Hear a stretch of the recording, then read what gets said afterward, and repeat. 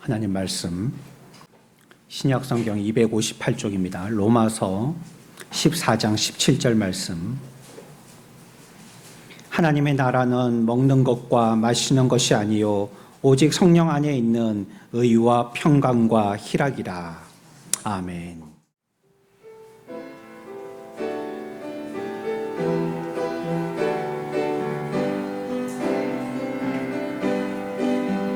내 영혼의 햇빛 비치니 주 영광 찬란해.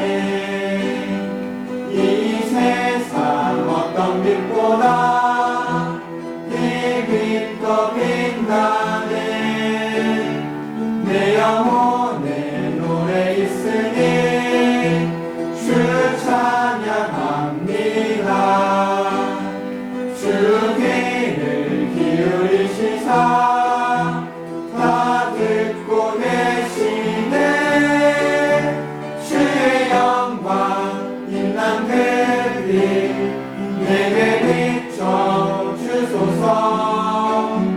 그 맑은 얼굴 배울 때 나의 영혼 기쁘다. 주의 영광 빛난 별빛 내게 비춰 주소서. 그 맑은 얼굴 배울 때 나의 영혼 기쁘다.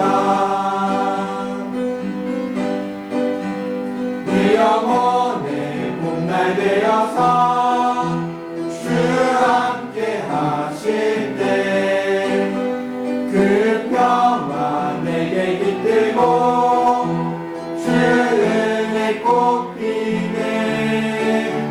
내 영혼에 희락이 있고 그 소망 넘치네.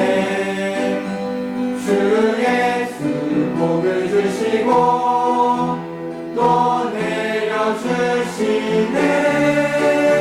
주의 영광 빛난 별빛 내게 비춰 주소서.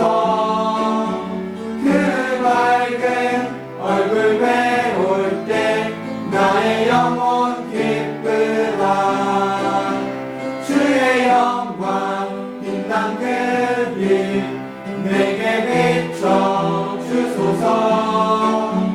그 맑은 얼굴 배울 때 나의 영혼 기쁘다.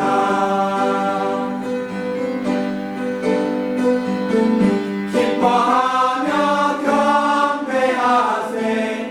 영광의 주 하나님. 주 앞에서 우리 마음 피어나는 꽃 같아. 죄와 슬픔 사라지고 그 싱그른 거치니. 변함없는 기쁨의 주 밝은 빛을 주시네. 땅과 하늘 만물들이 주의 솜씨 빛내고 별과 천사 노랫소리 끊임없이 드높아. 물과 숲과 산과 골짜 들판이나 바다나 모든 만물 주의 사랑 기뻐 찬양하여라.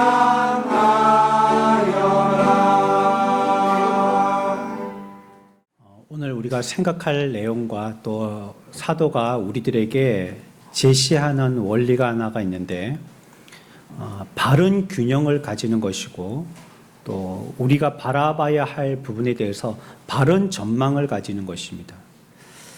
균형과 바른 전망이요.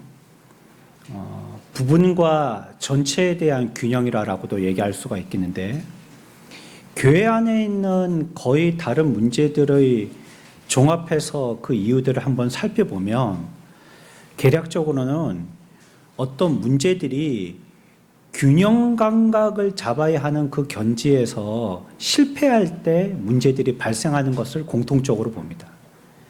균형을 잃을 때 교회에 혼란이 야기된다는 것이고요.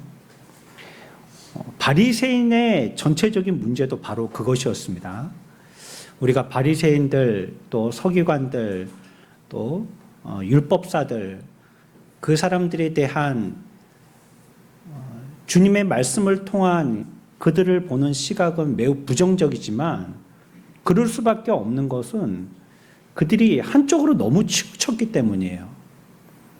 그들의 모든 면이 다 부정할 그런 요소는 아니라고 생각합니다. 그러나 바로 자리 잡아야 하고 바로 전망해야 되는 면에 있어서는 그들이 너무 한쪽으로 치우친 나머지 그 외의 것들을 많이 잃게 되어져서 오히려 그들이 지니고 있었던 한쪽의 무게까지도 불필요한 것이고 또 의롭지 못한 것으로 지적받을 때에 그들이 계속해서 예수님에게 문책받게 된 것이죠.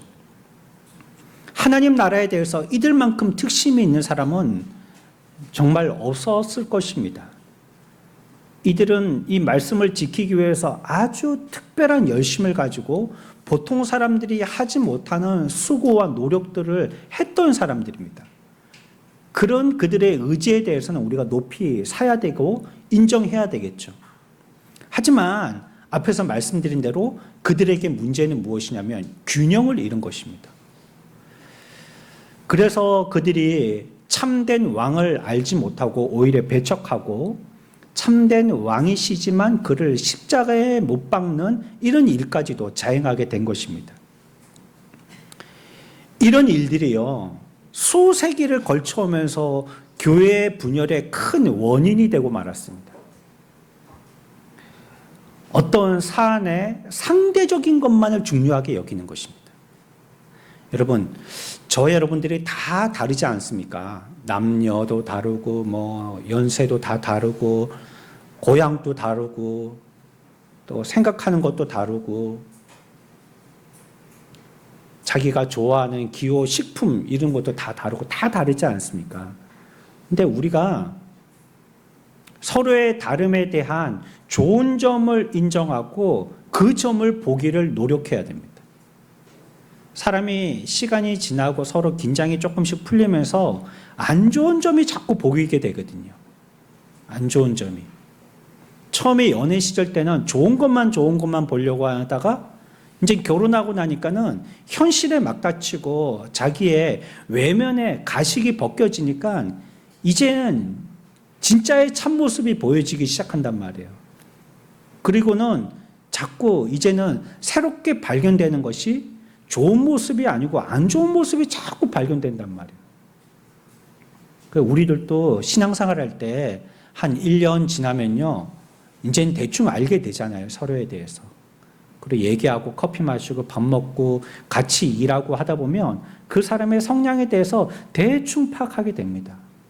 그때부터 이제 우리가 서로 더 긴장하고 조심해야 되는데 서로에게 대한 이제 옛날을 첫사랑에 서로 처음 만났을 때에 그때의 아름다운 사랑의 그런 눈꺼풀은 이제 벗겨질 때가 되는 것이에요. 그때부터는 실제적으로 서로가 부정적인 것보다도 긍정적인 것을 보려고 찾아 애쓰는데 노력해야 됩니다. 이제 그 사람을 볼 때에 좋은 점을 자꾸 발견하려고 애를 써야 된단 말이에요.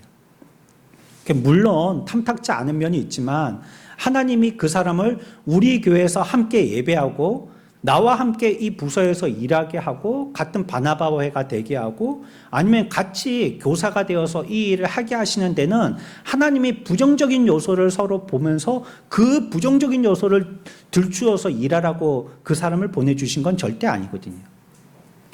다들 서로가 못마땅한 단점들이 있지만 서로가 가지고 있는 강점들, 그것 가지고 합력해서 일하라고 우리들에게 보여주신 것이거든요. 이런 부분에 대해서 우리가 균형을 잃으면 안 된다는 거예요. 그래 나중에는 약점들만 너무 강하게 부각된단 말이에요. 그래서 얘기하는 게 그 사람에 대한 안 좋은 점만 자꾸 들추게 되고, 누구에 대해서 얘기해도 사람에 대해서 얘기하는 거 괜찮은데요, 부정적인 것만 자꾸 얘기해서는 안 되는 거예요. 그 사람이 좋다, 칭찬할 만하다, 잘했다, 멋지더라, 찬양할 만하고, 나도 부럽다, 그 사람 따라해야 되겠다, 이런 말은 얼마든지 해도 되는데 우리가 자꾸 부정적인 요소를 따라가더라는 거예요. 그러면 자기가 사람들을 바라보는 시각에 대한 균형을 잃게 됩니다. 한쪽으로 치우치게 됩니다. 그리고는 모든 사람들을 난도질하기 시작하고, 비판하기 시작하고, 비평하기 시작하고, 채점 매기기 시작합니다. 그런 사람은요, 자기 마음에 드는 사람이 아무도 없이 됩니다. 한 사람도 자기 마음에 드는 사람이 없어요. 이거 전부 다 뭡니까? 균형입니다. 균형. 자기가 신앙생활하는 개인의 삶에서도 이 균형을 잃을 때 그 사람은 아주 불행한 신앙삶을 살게 되는 것이죠. 교회가 분열된 것도 너무 한 부분만을 강조하기 때문에, 너무 그것이어야만 된다고 얘기하기 때문에 이거 대단히 위험한 겁니다. 어떤 것이어야만 한다는 것, 그거 굉장히 위험한 것입니다. 성경을 가르칠 때도 우리가 균형을 잡아야 되거든요. 여기에서 말씀하시는 영적인 뜻이 무엇인지를 이해해야 됩니다. 우리 교리 공부할 때요, 5예배 때 제 3계명 배웠죠.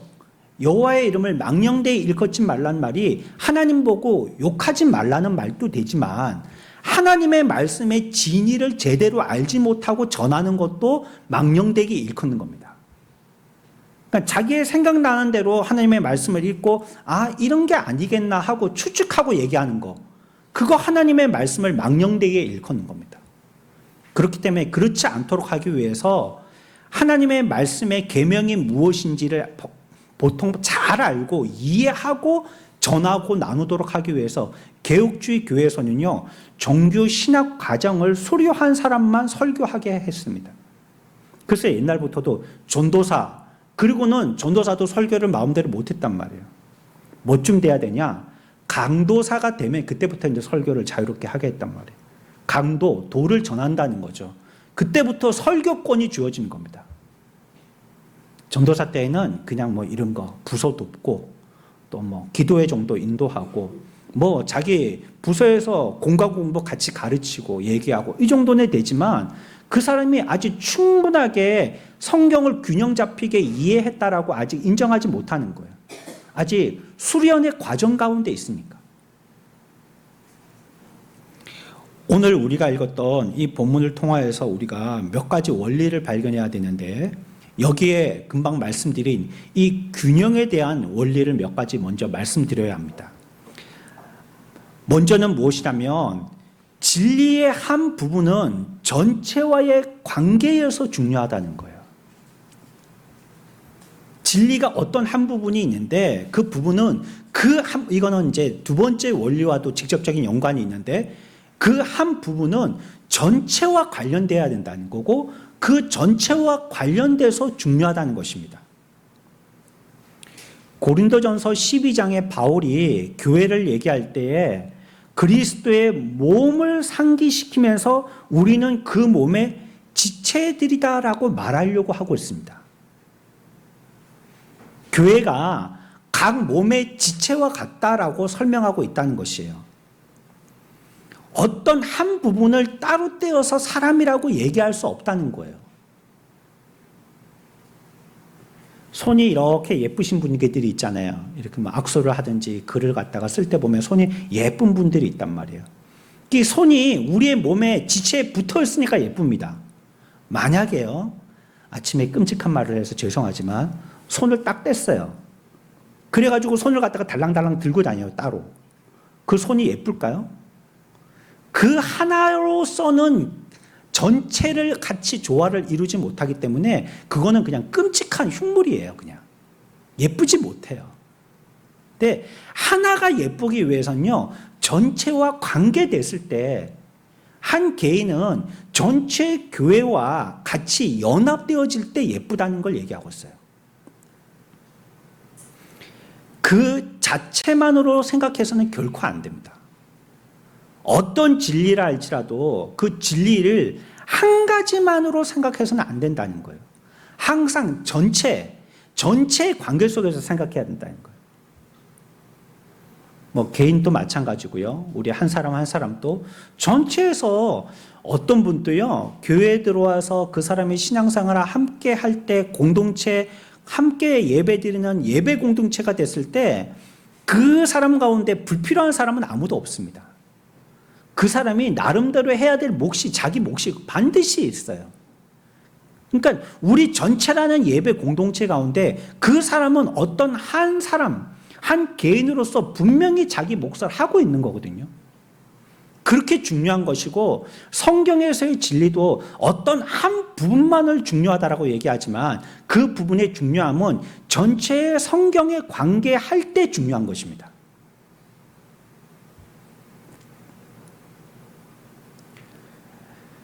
그 점을 생각하지 않으면요, 교회에서 문제를 일으키게 됩니다. 전체 가운데서 이것이 어떤 위치를 차지하는가, 교회 전체에서 이것을 뭐라고 해석하는가, 성경 전체에서 이 부분을 어떻게 지지하는가, 이것과 관계해서 생각해야 된다는 거예요.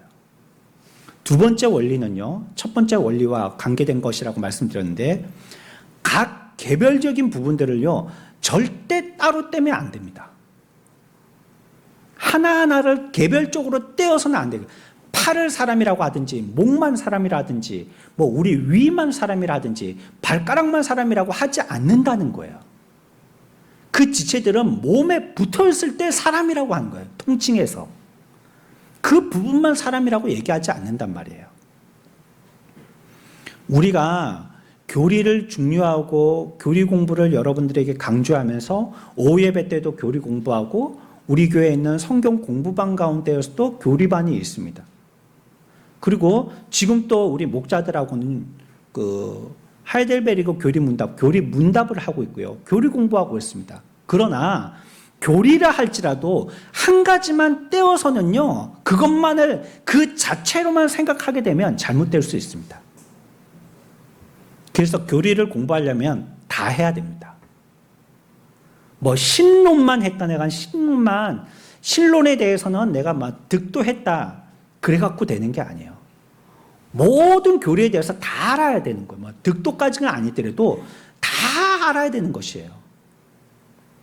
세 번째 원리는요, 어떤 진리라 할지라도요, 그 진리는요, 항상 다른 교훈들과 함께 일관성을 유지해야 합니다. 그 교리가 어떨 때는 이렇게 해석됐다가, 어떨 때는 저렇게 해석됐다가, 어떨 때는 이렇게 우리가 이해했다가, 어떨 때는 저렇게 이해됐다, 그렇게 하면 안 된다는 거예요. 모든 교훈들과 함께 섞여서 말씀하실 때 그 교리가 무엇을 말씀하신지에 대하여서는 한 가지 뜻이 나타나야 된다는 거예요. 전체와 조화를 이루어야 되는 것이죠. 그래서 우리들은 성경을 읽을 때요, 그래서 여러분들에게 성경을 일독하시라는 거예요. 어떤 분은 구약 어렵다고 신약을 읽고 신약만 계속 달달달달 읽어가지고요, 신약 쪽은 뒤쪽이 새카만데 구약 쪽은 하얗게 안 읽으시는 분들이 있어요. 그러면 안 됩니다. 그러면 성경을 제대로 이해할 수가 없어요. 좀 어렵더라도요, 구약 읽고 신약 읽고 순서대로 읽어나가는 게 제일 좋습니다. 그리고 전체를 다 읽는 게 좋아요. 힘들지만 말이죠. 여러분, 이단들이 왜 생겨날까요? 특히 기독교의 이단들이 많은데 그 이단들 치고 성경 공부에 대한 열심히 특심하지 않은 이단들이 없습니다. 여러분들 한 주에 5번씩 교회 와가지고 하루에 3시간씩 성경 공부 하시려면 하실 수 있겠어요? 그렇게 안 하면 우리는 우리 교회에서 받아줄 수 없다고. 일주일에 5번씩 밤에 여러분들이 함께 모여서 3시간씩 공부해야 된다고. 이렇게 해가지고 몇 년을 공부해야지만 수료할 수 있고, 그래야지만 그 교회 회원으로 인정한다면 여러분들이 그 신앙생활을 할 수 있겠어요?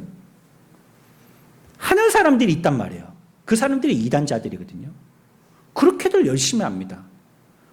그런데도 우리가 그들을 이단이라고 하고 그 이단의 그들의 말이 잘못되어진 것은 특정한 진술에만 집중하고 있다는 거예요. 어떤 한 부분.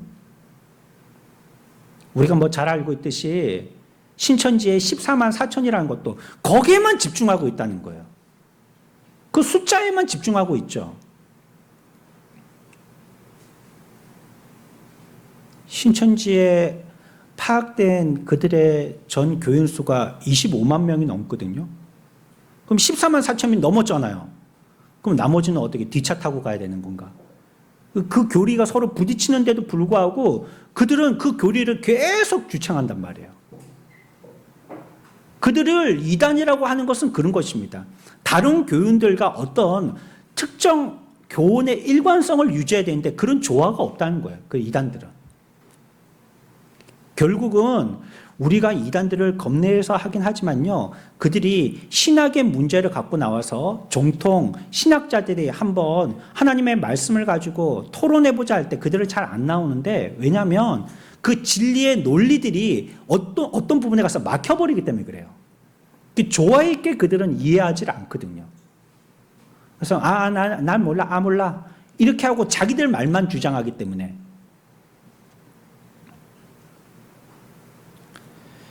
다른 진술들과 모순되지 않는지 확인하는 검증이 있어야 됩니다. 이 말씀에 이 본문을 적용해서 우리가 같이 이해해 보려면 그 말씀과 이 본문이 서로 부딪히지 않는지 봐야 된다는 거예요. 이게 그 말을 하는 것인가? 과연 정말로 그런 의미에서 문맥상 그런 것을 얘기하는 것인가? 이걸 살펴봐야 된다는 것이에요. 진리는요, 절대 서로 모순되는 일이 일어나지 않습니다. 서로 부딪히지 않는다는 거예요. 그건 한 면만을 너무 강조하고 그 면에 대한 특별한 이해가 부족하기 때문에 그렇게 얘기하는 거예요. 우리의 몸이 이렇게 있지 않습니까? 손도 있고 발이 있고 있지만 이게 제각각이 아니잖아요. 서로 조화를 이루고 있지 않습니까? 내가 음식을 먹으면 이 속에 있는 장기들이 알아서 위에서 소장해서 대장으로 내려보낸단 말이에요. 근데 막 자기들끼리 싸워요. 내가 위에 갈란다, 네가 위에 갈란다, 막 이렇게 싸워요. 그리고 왜 나만 일해야 되냐, 매일같이. 난 좀 쉴란다. 심장은 일평생 쉬지도 못하고 나 하루 좀 쉴란다. 그러면 죽는 거잖아요. 심장이 지가 쉬고 싶다고 쉬어버리면. 끝나버리는 거잖아요. 그렇게 우리 몸 안에 있는 지체들도 서로 모순되거나 서로 충돌하지 않는 것과 같은 것입니다. 진리도 마찬가지죠. 중세 초에 살았던 한 여인이 있습니다. 이 여인은 매우 경건하고 헌신적인 여인이고요. 교회 내에서도 많은 사람들에게 극칭찬을 받는 여인이었습니다. 하지만 그 여인은요, 기독교 교리의 이론에 대해서는 조금 더 배우려고 시간을 할애하지 않습니다. 이론을 아는 데에 대해서는 도무지 관심이 없었어요. 다만 이 사람에게 믿음이라는 것은 무엇이냐면 봉사하는 거였었어요. 행동하는 거, 뭔가 역할을 하는 거, 이걸 자기의 믿음이라고 굳건하게 믿고 있었다는 거예요. 그러니까 믿음은 반드시 행위로 나타나야 된다. 그건 맞는 말이죠. 우리가 은혜 받았으면 은혜는 분명히 행위로, 순종이라는 행위로 나타나야 되는 것이 맞는 것입니다. 그러나 이 여인은요, 얼마 지나서 자기의 가정을 버리면서 희생해야 되고 봉사해야 되며 계속 내가 하나님의 일을 해나가는 것이 하나님의 뜻이라고 생각합니다. 얼마나 열심히나 봉사하고 헌신하기를 원했으면 가정도 저버렸다는 말이에요.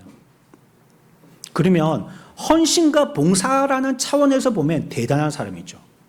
이야, 가정까지도 버릴 만한, 야, 저런 열심 나는 못 따라간다. 이 대단한 특심한 열심이고 그 사람의 헌신은 대단한 헌신이구나, 이렇게 여겨지죠. 하지만 하나님께서 여인들을 지으실 때 그 영광스러운 여인의 역할이라는 것은, 하나님의 명령은요, 남편을 잘 보필하는 것이고 자녀들을 낳아서 주의 교양과 훈계로 양육하는 것입니다. 여인들에게 그보다 더 큰 우선순위는 없어요. 그런데 이 여인은요, 자기가 지금 애쓰고 있는 자기의 사명과 또 하나님이 우리들에게 주신 근본적인 사명과 서로 부딪히고 있다는 것을 모르고 있는 거예요. 그리고 한 면만을 너무 강조하는 것입니다. 여러분, 교회 와서 너무 오랫동안 기도하지 마십시오. 적당히 기도하고 집에 가십시오. 여러분들이 기도하는 이유는요, 기도하고 삶을 살기 위해서 기도하는 거지, 기도하는 게 맹목적인 목적이 아닙니다. 그냥 새벽에 5시에 왔다 하면 점심 먹을 12시나 돼서 가는 거 별로 바람직하지 않습니다. 아니, 애들도 학교 보내고 남편도 출근시켜야 될 거 아니에요. 또 자기가 볼 일이 있으면 바로 나가야 될 거 아니에요. 이 여인은 너무 한 곳에 치우쳤다는 거예요. 이러한 유의 불균형이 나타나는 것이요, 한 교리만, 한 진리만 따로 떼어놓아서 다른 어떤 교훈과 충돌한다는 걸 알지 못하기 때문에 그래요. 그래서요, 우리가 어제도 성경 공부 기본반과 함께 식사를 저를 초청해 주셔서 가서 식사하고 왔는데, 그때도 성경 공부가 얼마나 중요한지 다시 한번 강조하고 왔습니다. 왜냐하면 이걸 공부하지 않으면 균형을 잃게 돼요. 우리가 함께 신앙생활하고 함께 자라온 사람들도 있지만 그렇지 않은 분들도 있고요. 함께 신앙생활하고 자라왔다 한들 그 사람이 함께 신앙생활하면서 다 갖추면서 자라온 건 아니거든요. 분명히 한쪽에 부족한 면이 있단 말이에요. 근데 우리는 옛 추억에 잠겨서 그때 받은 그 은혜, 그것만큼만 맨날 우려먹으려고 하고요. 실천에 가서는 어떻게 실행해야 되는가, 그리고 정말 그게 참된 진리인가를 비교하고 참된 은혜를 확실히 붙드는 이런 일들에 대해서는 게을러서 하기 싫어한단 말이에요.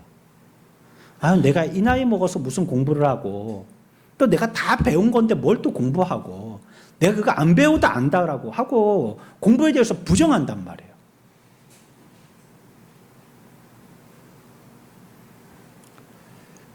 바리새인들이요, 모든 일들을 할 때 뭐라는 말들을 많이 썼냐면 고르반이라는 말을 많이 썼습니다. 이 뜻은 주님께 하면 됐다, 이 뜻입니다. 내가 내 부모에게 하든지 자녀에게 안 해도 하나님께만 하면 됐다, 이 말입니다. 그러나 그렇지 않습니다. 자기 부모에게 대한 가장 원초적인 의무마저 게을리해도 된다는 이런 습관에 대해서 주님은 항상 질책하고 계셔요. 왜 그게 된 거냐? 하나님께 할 때는 하나님께 해야 되지만 부모에게 할 때는 부모에게 해야 되는 거 아니냐? 하나님 믿는다고 자식 내팽개치면 되냐? 아니, 어떤 부모는 아이를 낳아가지고 그 아이가 아프다는데 병원을 데리고 가고 약을 먹여야 될 텐데 그렇지 않고 기도하면 낫는다고 계속 기도만 시켰다는 거예요. 하나님의 병원하고 의사하고 약사를 왜 내셨겠습니까? 이 세상에 왜 만드셨겠어요? 그때 활용하라고 만드신 거예요. 이 사람은 뭔가 균형을 잃은 사람이죠. 굉장히 절실하고 신앙이 굉장히 특심한 사람 같지만 한쪽의 교리에 대해서만 그것만 맹목적으로 믿고 있는 사람이라는 거예요. 이게 우리에게 신앙의 불균형을 이루고 항상 문제를 일으킵니다. 항상 문제를 일으킵니다. 교회에서도 가만히 귀하게 들어보면 이 사람은 이것만 강조하고 저 사람은 저것만 강조해요. 그러니까 가운데 접촉점을 찾을 수가 없는 거예요. 그 계속 갈등인 거예요.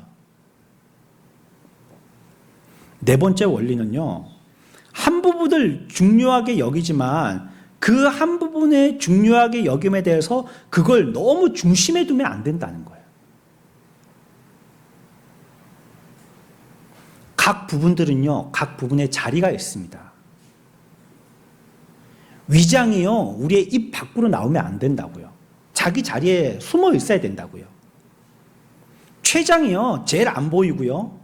또 초음파 같은 거 검사할 때 공기나 물이 차 있으면 췌장이 그걸 뚫고 잘 살펴보지를 못한단 말이에요. 그래서 췌장에 대한 문제는 발견하기가 굉장히 어려워요. 보통은 초음파 가지고 검사하든지 피 검사 가지고 검사하는데 이게 잘 안 보인단 말이에요. 공기가 차 있으면 잘 안 보인단 말이에요. 이게 이게 난 잘 안 보인다. 왜 맨날 사진 찍을 때마다 나는 뒤쪽에 있어갖고 병이 걸려도 중병일 때 확인되는 거야? 나도 저 바깥쪽에 좀 붙을래 해가지고 위 앞에 붙어가지고 그래 사람이 안 된단 말이에요. 그게 그 장기는 자기 자리에 있어야 되네.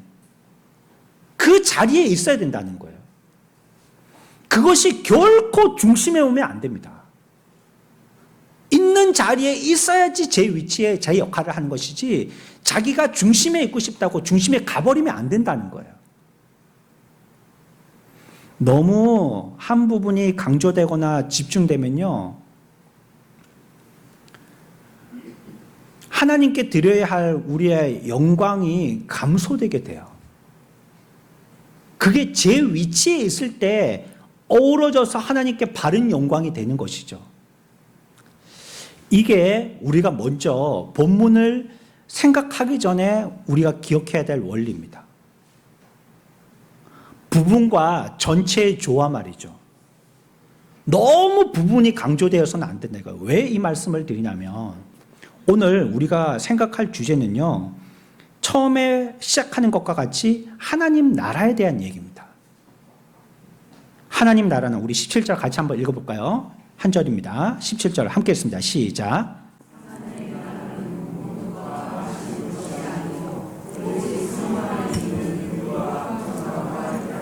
아멘.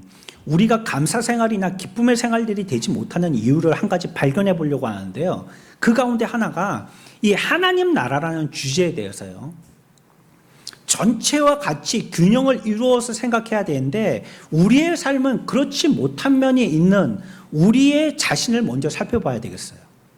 앞에 원리들을 기억하면서요.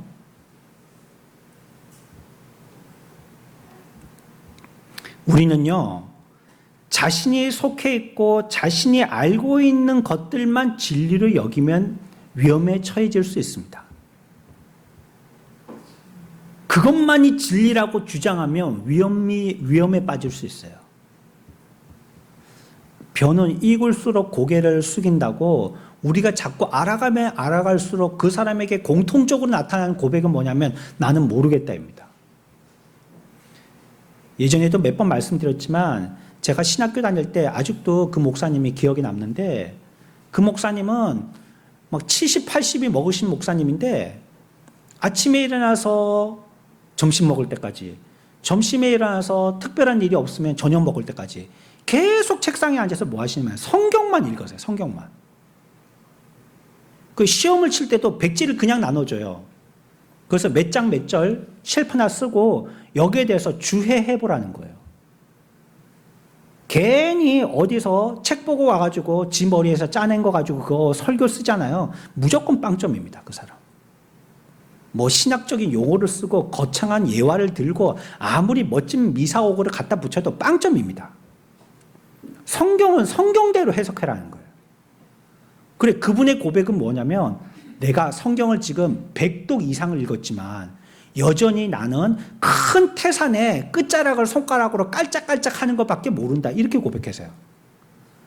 그러니 그 밑에서 강의 듣고 있는 학생들이 뭔 소리를 하겠어요.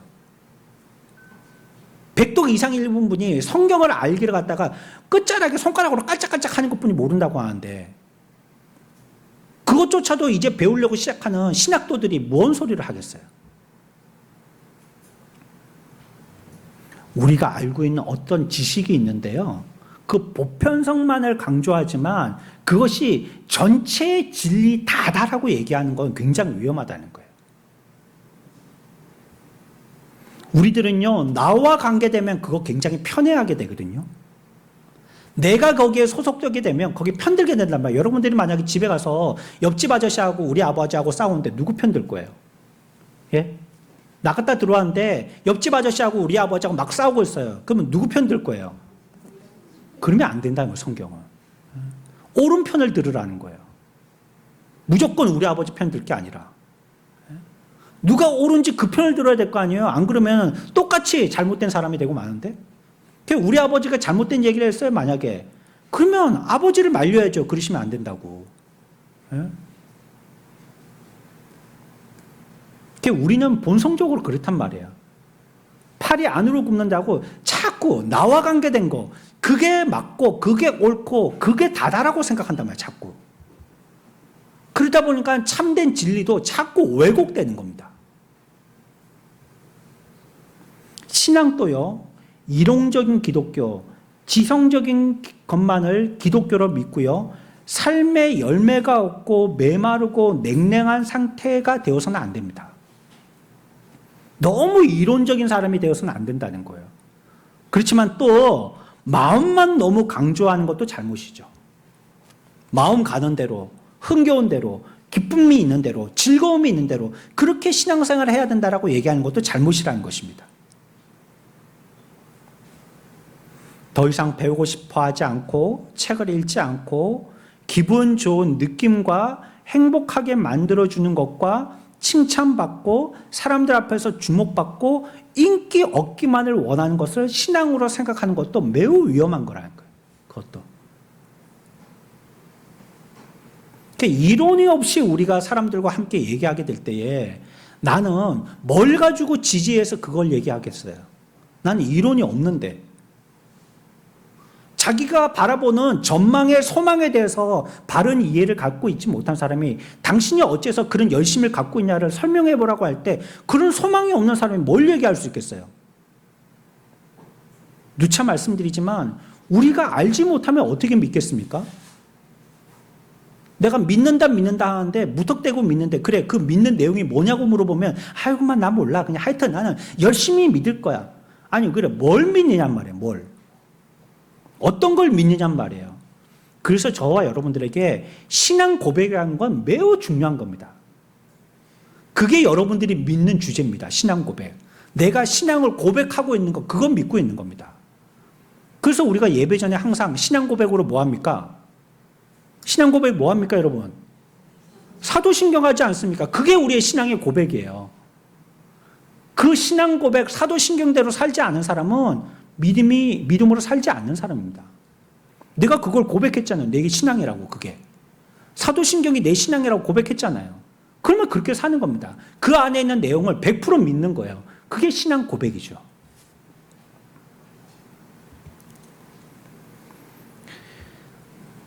오늘날 교회가 대형화되어지고 또 재정이 풍성해지고 뭐 크게 교회 짓고요. 뭐 의리의리하게 많은 사람들이 그 교회에 가득 차면 이제 더 이상 뭐 하겠습니까?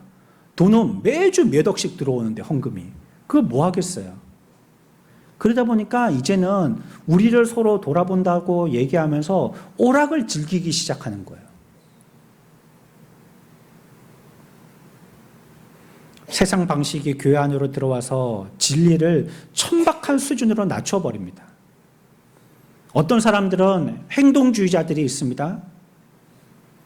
그리스도인의 삶이 의무와 행하는 것에 쏠려 있는 사람입니다. 이 사람들은 굉장하게 많이 활동합니다. 하지만 이런 사람들에게 가서요, 당신이 어떤 소망을 가지고 어떤 소망의 이유로 그런 일들을 합니까? 물어볼 때 여기에 대해서 제대로 잘 그 이유를 제시하지 못합니다. 설명하거나 말로 표현하지 못한다는 거예요. 이 사람들이 매우 선하고 매우 활동적인 일꾼들입니다. 좋은 사람들이란 말이에요. 나쁜 사람들이 아니란 말이에요. 하지만 이들은 끊임없이 무엇인가 하고 싶어 하지만 그 일에 대해서 제대로 잘 이해하지 못하는 데 문제가 있다는 거예요.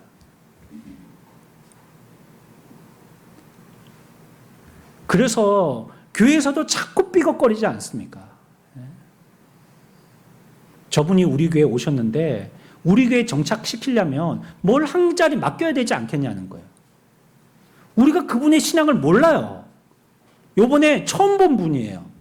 우리하고 한 달도 같이 신앙생활 안 했어요. 그분의 과거도 몰라요.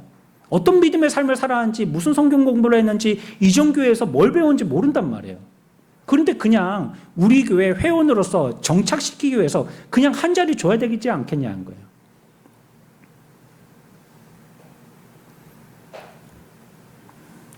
이것은 하나님 나라가 아닙니다. 하나님 나라는요, 한 부분만 취급하는 것이 아니라는 거예요. 앞에서 말씀드린 것처럼 우리가 쉽게 빠질 수 있는 이 균형 이런 원리가 우리의 삶에서도 하나님 나라를 이해하는 면에 대해서 한쪽으로 치우쳐서는 안 된다는 것이에요. 하나님 나라는요, 전인의 수만 되는 겁니다. 우리의 삶 전체에 다 끼치는 것을 얘기하는 것입니다. 그래서요, 성경은 오늘 뭐로 시작하냐면요, 하라로 말씀하지 않습니다. 긍정적으로 시작하지 않는다는 거예요. 우리가 균형을 잃을 만한 위험이 너무나도 다분하기 때문에 뭐라고 얘기하냐면요, 17절, 하나님 나라는 먹는 것과 마시는 것이 아니라는 거예요. 위험성부터 강조하는 겁니다. 위험성부터. 우리가 신앙생활에 너무 자기에게 집중하니까, 나라는 데 부분에 너무 편중되어 있으니까, 교회라는 전반적인 것, 하나님의 소망을 주신 우리의 신앙의 모든 사람들과 함께 이루는 것에 비하면, 진리의 전체적인 것에 비하면 우리는 나에 대해서 너무 집중하고 있으니까 그건 하나님 나라가 아닐 위험성이 많다는 거예요. 우리는 이 부분의 균형을 많이 잃고 있거든요. 하나님 나라를 얘기하기보다는 나의 신앙을 얘기하기가 더 많다는 거예요. 내 신앙이 어떻게 됐는가, 내 삶이 행복한가, 내가 지금 기쁜가, 즐거운가, 열심히 일하고 있는가, 내가 교회에서 유용한 인물로 인정받고 있는가, 자꾸 자기에게 집중되어 있다는 거예요, 우리 신앙이. 하나님 나라라는 단어조차도 써보지를 않습니다. 그러니 우리의 신앙에 봐서는 균형을 잃고 있는 거예요, 이게. 뭐라고 말씀드렸죠? 분쟁의 요소입니다, 그게. 세대를 초월해서 교회에 분란이 있었던 문제들의 이유들이에요, 그게. 우리 가운데 신앙이 올곧게 자라지 못하는 아주 문제거리 가운데 특별함이 그거라는 거예요. 너무 우리 개인에 대해서, 너무 한 사람에 대해서 집중되어 있다는 거예요. 여러분, 우리는 나무 본다고요, 숲을 못 보는 경향이 있습니다.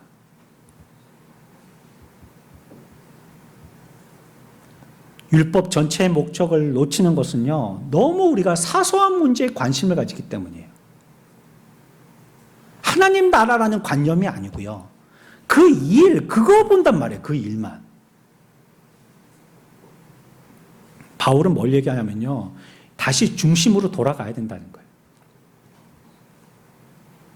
그 모든 것이 무엇에 관한 것이냐를 묻고 있습니다. 우리는 너무 한 부분에 치우쳐서요, 거기에 집중하기 때문에 이 일이 어디에서부터 나왔는지 망각해버려서는 안 된다는 것이에요.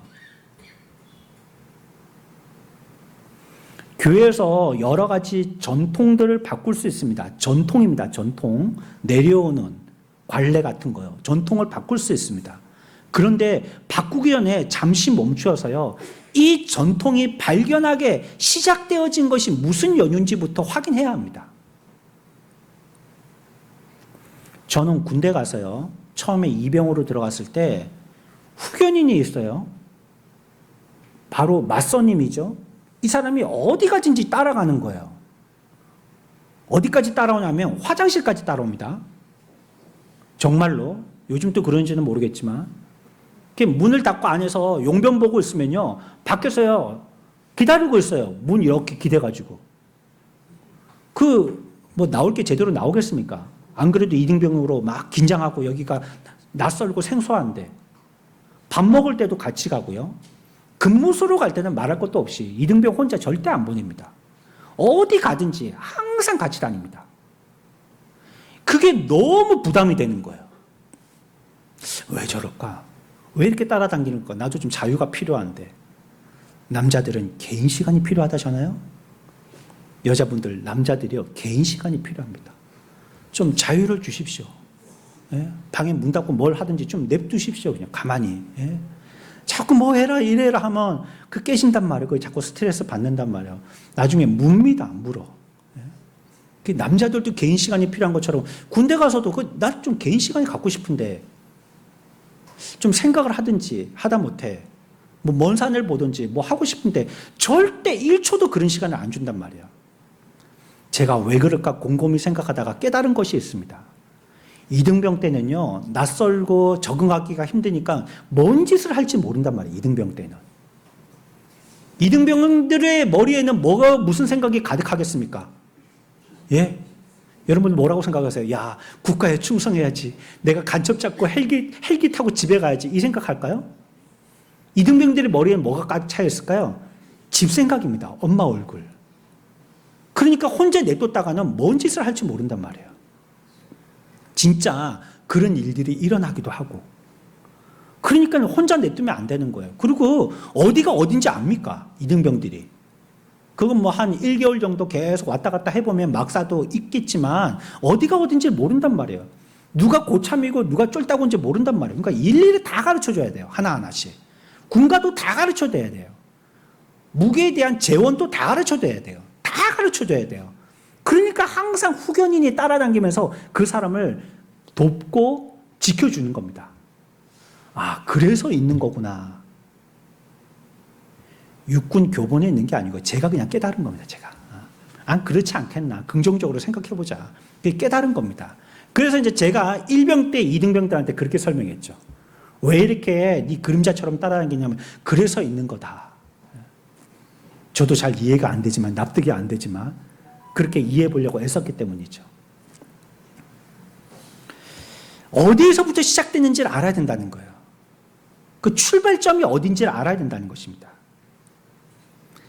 교회들이요, 여러 요점들에 대해서 너무 멀리 가버려서요, 어떨 때는 정반대로 가는 경우도 있다는 말이에요.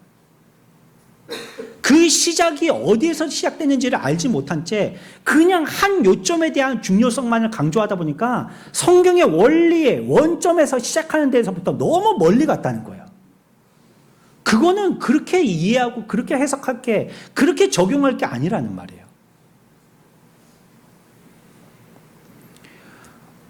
프로테스탄티즘이라는 것이 그것입니다. 원리로 돌아가자는 겁니다.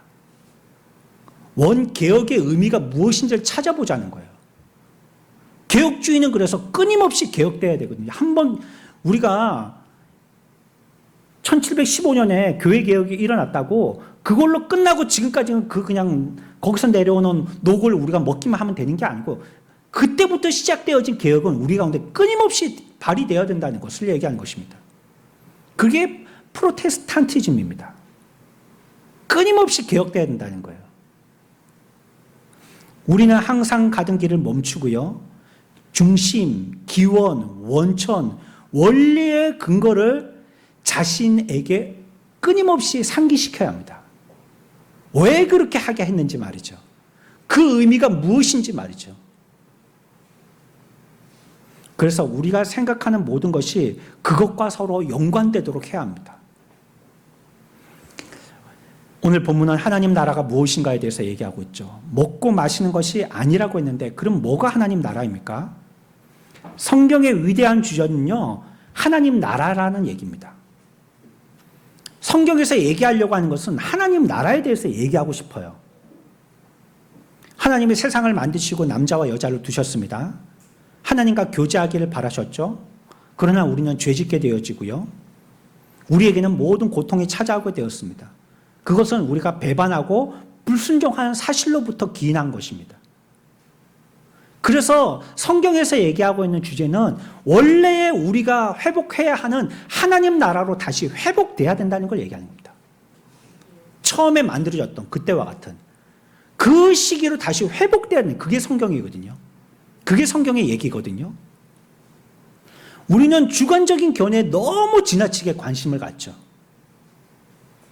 우리들은 항상 자신이 바라보는 방향으로 나아가기가 쉽다는 거예요. 그렇지 않아요. 성경은 뭘 얘기하고 있냐면 끊임없이 하나님 나라에서부터 시작하라는 거예요. 하나님 나라에서 보라는 거예요. 우리가 이 가운데서 이렇게 모여가지고 옥신각신 하면서 무슨 일을 한다, 누가 무슨 얘기를 하고 저 사람이 저런 얘기를, 아이고 저 사람은 왜 저런 말을 하고, 이런 사소한 것에 관심 가지지 말고 하나님 나라가 어떻게 되어진지 그거 보라는 말이에요. 내 삶에서도 마찬가지입니다. 내가 이거 행복하나, 건강하나, 잘되나, 지금 성공했나, 실패했나, 이런 거 보지 말고 하나님 나라가 어떻게 이루어지는지 그거 보라는 거예요. 그런 내가 지금 배 두드리면서 등 따시게 등 붙이고 소파에 누워있다 할지라도 하나님 나라가 이루어져 있지 않으면 그 사람은 지금 실패의 삶을 살고 하나님 견지에서 봤을 땐 그 사람 불행한 삶을 살고 있다는 거예요. 근데 우리는 계속 개인적인 시각, 내가 어떻게 보이는가, 내 일은 어떻게 해석돼야 되는가, 성경은 나에 대해서 뭐라고 얘기하는가, 하나님 나라는 안중에도 없다는 말이에요. 성경은 죽으라고 하나님 나라를 얘기함에도 불구하고 우리는 하나님 나라에 대해서 관심이 없다는 거예요. 그게 우리의 관심이 뭡니까? 먹고 사는 거예요, 그냥. 그래서 성경은 뭐라고 얘기합니까? 하나님 나라는 먹고 마시는 게 아니다. 왜 거기다 자꾸 관심을 두느냐?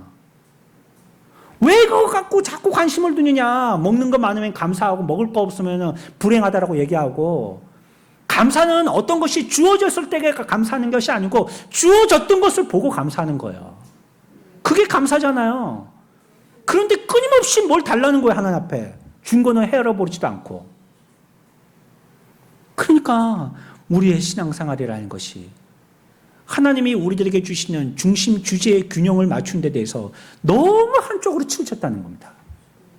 이게 바른 신앙의 생활이 되지 못하고, 그렇다면 우리의 삶에 대한 감사도 바른 삶의 감사는 이루어지지 못하는 거예요. 그 사람은 어떨 때 감사합니까? 뭔가 한 게 손에 잡혀야지 감사합니다. 자기의 뜻이 이루어져야지 감사합니다. 하나님의 나라가 이루어지는 것은 안중에도 없어요. 하나님 나라에 손해보는 것은 별로 슬퍼하지 않아요. 자기에게 손해나 이익이 되는 거, 그거 갖고 일희일비한단 말이에요. 그러니 그 사람이 완전히 기울어진 거죠. 하나님 나라라는 것은 하나님께서 왕노릇하시고 하나님께서 명령하시고 그 뜻이 이루어지는 곳이 하나님 나라입니다. 하나님의 통치 가운데 있는 데가 하나님 나라 아닙니까? 그러니까 내 삶에 지금 하나님이 명령하시고 우리는 순종하고 하나님의 뜻이 이루어지고 있고, 내 삶에서는 하나님의 왕이시고, 그래야지 하나님의 나라를 이루고 있는 성경대로의 본질의 삶을 살고 있는 거라는 거예요. 그런데 우리는 이 말씀 갖다 붙이고 저 말씀 갖다 붙이고 꼭 무슨 이어 붙이기, 종이 붙이기, 조각 맞추기 하듯이 이렇게 붙여서 모든 것에 집중은 나인 거예요. 하나님이 어떻게 통치하시냐, 하나님의 뜻이 이루어졌느냐, 이런 거는 생각하지 않는 거예요. 그냥 내가 행복하고 내가 즐거워야 되는 거예요. 내가 기뻐야 되고 내 생각대로 돼야 되는 거예요. 안 그러면은 그거 아무리 뭐 천만의 하나님의 진리라 할지라도 내가 거기 아멘이 안 되는 거예요. 이건 온전한 신앙이라고 얘기할 수 없습니다. 구약시대 때의 하나님 나라는 이스라엘 나라를 얘기했습니다. 외적인 형태를 취했죠. 그러나 이제는 하나님 나라가 교회 안에 보이는 형태로 있다라고 성경은 얘기하고 있어요. 우리가 여기서 하나님 나라를 이루어야 된다는 것입니다. 하나님의 통치가 있고 하나님의 다스림이 있고 하나님의 뜻이 우리를 통해서 이루어져야 된다는 거예요. 목소리 큰 사람이 뭘 얘기하면 그 사람의 뜻이 이루어진다든지, 아니면 뭐 어떤 사람이 능력 있는 사람이 얘기하면 그 뜻이 이루어진다든지, 아니면 우리들이 같이 합의해가지고 뭔가 함께 문제를 갖다가 만든 걸 갖다가 이렇게 결정하면 그 뜻대로 된다든지, 그래서는 안 된다는 거예요. 하나님의 뜻이 성취돼야 된다는 거예요. 하나님의 뜻이. 여기서 100명이라도 한 사람의 말이 하나님의 뜻이면 그 말 따라야 된다는 거예요. 다 손해보더라도 그것이 하나님의 뜻이면 우리가 손해를 감수해야 하기를 각오해야 된다는 거예요. 십자가를 지는 것이 하나님의 뜻이면 우리가 기쁨을 다 포기하고 고통의 길을 함께 가시밭길을 가야 된다는 거예요. 그게 하나님 나라죠. 그게 하나님 나라가 이 땅에서 이루어지는 것이죠. 우리가 주기도문은 그렇게 고백하고 있지 않습니까? 하나님 나라가 이 땅에서 이루어지기를. 그러나 거짓말이에요, 사실은. 안 이루어졌으면 좋겠어요. 내 뜻이 이루어지면 좋겠지. 하나님 나라의 뜻이 안 이루어지기를 원한단 말이에요. 그래서 성경을 이렇게 저렇게 내 방패 삼아서 이런 걸 막고 저런 걸 막고 자꾸 하나님의 뜻에 대해서 방패막이만 삼단 말이에요. 하나님 말씀을 가지고.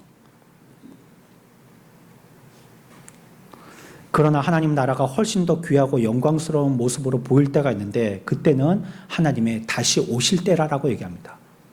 그때는 완전한 통치가 이루어지거든요. 그때는. 그때는 지금처럼 이렇게 어수선한 어떻게 보면 무정부 상태와 같이 돼 있지 않거든요. 하나님이 종권적으로 하늘과 땅의 모든 권세를 하나님이 아들에게 이양하셨기 때문에 그분이 이 땅에 오시는 날 완전 하나님의 통치가 이루어지거든요. 그래서 그걸 약속하셨습니다. 구약 때에는 이스라엘, 신약 때에는 교회, 그리고 장차 오실 메시아 예수 그리스도 재림을 통해서 하나님의 통치가 이루어진다라고 얘기합니다. 우리의 주관적인 문제로 고심하고 고통당하는 것은 이 가르침을 망각했기 때문입니다. 이 모든 시선이 자기와 관계된 세세한 일들에 너무 집중하고 있는 거예요. 그러면 우리가 하나님을 믿는 사람입니까? 나를 믿는 사람입니까? 도대체? 예? 내 뜻을 소원 성취하려고 그러면 저기 가서 비나이다 1500배, 2000배 이런 게 해보시면 될 거 아니에요. 교회에서는 그거 하는 데가 아니잖아요. 기도를 왜 그렇게 금식하면서 철회하면서 합니까? 하나님의 뜻을 이루기 위한 것 아닙니까, 우리가? 내 소원 성취가 아니란 말이에요. 우리는요, 하나님 나라 안에 있는가가 중요합니다. 하나님 나라의 통치 안에 있는가가 중요한 거예요. 하나님 나라의 통치, 우리 마음을 하나님 나라, 하나님의 통치하고 계시냐는 거예요. 여러분들 기분 좋냐 나쁘냐 그거 말고요. 하나님이 통치하고 계시냐는 거예요, 지금. 내가 행복한가? 그거 질문하면 안 됩니다. 난 지금 행복하게 살고 있는가? 그거 질문하지 마세요. 그리스도가 내 마음속에 진짜 임금이신가? 그거 물어보십시오.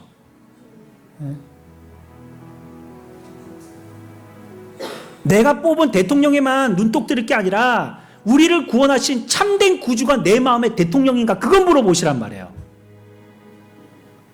내가 이렇게 하면 나한테 이득인가? 사람들이 나를 어떻게 보겠는가?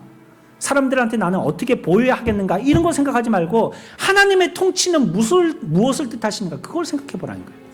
하나님은 무슨 뜻이 있으신가? 이걸 생각해 보자는 거예요. 그러면 부끄러울 게 뭐 있습니까? 하는 겁니다. 하나님 뜻이라는데. 못하면 좀 어떻습니까? 그게 하나님의 뜻이라는데. 하는 겁니다. 잘해도 겸손한 겁니다. 하나님의 뜻이 이루어져야 되니까. 나는 한없이 낮아져야 되겠고 하나님의 뜻만이 이루어져야 되니까. 그게 하나님이 우리들에게 바라시는 것이고 성경이 요청하는 것이니까. 우리가 감히 어디다가 고개를 내밀어요. 하나님의 뜻을 이루는 것이 우리가 믿는 것입니다. 우리는 하나님의 나라에서부터 시작해야 합니다. 자기에서부터 시작하지 마십시오. 행하고 생각하는 모든 일을 하나님의 나라에 의해서 통제받아야 됩니다. 하나님이 왕이시면 그 왕에 의해서 여러분들의 나라가 통제받게 하십시오. 간섭받게 내놓으십시오. 그렇지 않을 때 본 궤도에서 벗어나게 되고 우리는 자동적으로 사소하고 소소한 문제에 관심 가지게 됩니다. 하나님 나라를 여기지 않는 사람들, 하나님 나라의 통치를 생각하지 않는 사람들, 어쩔 수 없이 믿음의 삶을 살지만 자기에게 집중할 수밖에 없습니다. 자신을 비참하게 만들고 교회를 분열시키는 것이고 혼란과 소동을 일으키는 것이고 결국은 하나님 나라에 해를 끼치는 겁니다. 우리가 믿음의 삶을 산다는 것, 믿음의 여정을 걷는다는 것은 하나님의 통치를 기억하여서 하나님 나라를 이루는 것입니다. 저와 여러분, 우리는 균형을 잡고 있습니까? 우리의 신앙은 진리를 이해하는 원리와 같이 균형을 잡고 있냔 말이에요. 하나님 나라, 이 단어는 우리의 삶에서 절대 잊혀져서는 안 될 단어입니다.